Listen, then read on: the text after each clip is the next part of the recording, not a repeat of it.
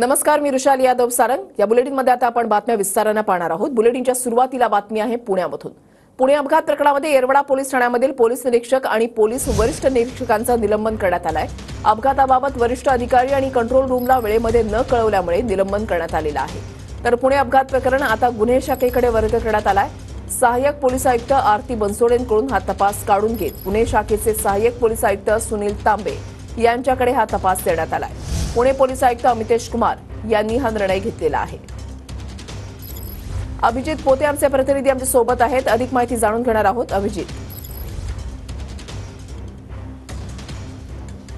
वृषाली, पुण्यातील कल्याणीनगर अपघात प्रकरणी 3 मोठे अपडेट्स जे आहेत ते आता समोर आलेले आहेत। पहिलं म्हणजे पुणे पोलीस आयुक्तांनी खरं तर अधिकाऱ्यांवर कारवाईचा बडगा जो आहे तो उचललेला पाहायला मिळतो, कारण येरवडा पोलीस ठाण्यातील 2 अधिकाऱ्यांचं निलंबन काल पुणे पोलीस आयुक्तांकडून करण्यात आलेलं आहे। राहुल चगदाळे आणि विश्वनाथ तोडकरी असं या 2 अधिकाऱ्यांचं नाव आहे। पहिली कारवाई ही करण्यात आली की या दोघांचं निलंबन पुणे पोलीस आयुक्तांकडून करण्यात आले। दुसरं म्हणजे जो अपघाताचा तपास येरवडा पोलीस ठाण्याकडे होता तो काढून आता पुणे पोलिसांच्या गुन्हे शाखेकडे करत तपास देण्यात आलेला आहे। एकूणच या प्रकरणाची व्याप्ती पाहता आणि दुसरं येरवडा पोलीस स्टेशनवर जे संभ्रम किंवा संशयाचं वादळ निर्माण झाले या सगळ्या कारवाईच्या बाबतीत, त्या अनुषंगाने हा तपास आता पुणे पोलिसाच्या गुन्हे शाखेकडे गुन्हे शाखेमार्फत करण्यात येणार आहे।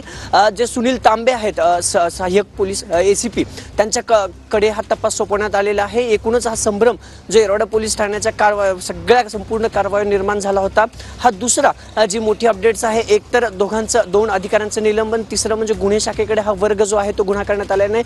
तिसरा मोठा निर्णय जो आयुक्तांनी घेतलेला आहे, खरं तर जो अग्रवाल कुटुंब आहे त्यांच्या विरोधात अनेक तक्रारी आता पुणे पोलिसांकडे प्राप्त होत आहेत। तर याच अनुषंगाने पुणे पोलीस आयुक्त अमितेश कुमार यांनी नागरिकांना असं आवाहन केलं आहे की तुमच्याकडे जर कुठल्याही तक्रारी असतील तुमच्या अग्रवाल परिवाराच्या विरोधात, अग्रवाल कुटुंबाच्या विरोधात, तर त्यांनी तात्काळ पुणे पोलिसाच्या गुन्हे शाखेकडे ती तक्रार द्यायची आहे। एकूणच काय तर मोठे 3 अपडेट्स या सगळ्या कल्याणीनगर अपघात प्रकरणी पाहायला मिळतात। वृषाली, खरं तर काल जो आहे तो अग्रवाल यांना 14 दिवसाची न्यायालयीन कोठडी झाल्यानंतर पुणे पोलीस आता ऍक्शन मोड मध्ये आलेले आहेत। 2 अधिकाऱ्यांचं निलंबन करत हा सगळा जो गुन्हा आहे तो आता पुणे पोलिसांच्या गुन्हे शाखेकडून या सगळ्या प्रकरणाचा तपास करण्यात येणार आहे। वृषाली, धन्यवाद अभिजित दिलेल्या सविस्तर माहितीसाठी।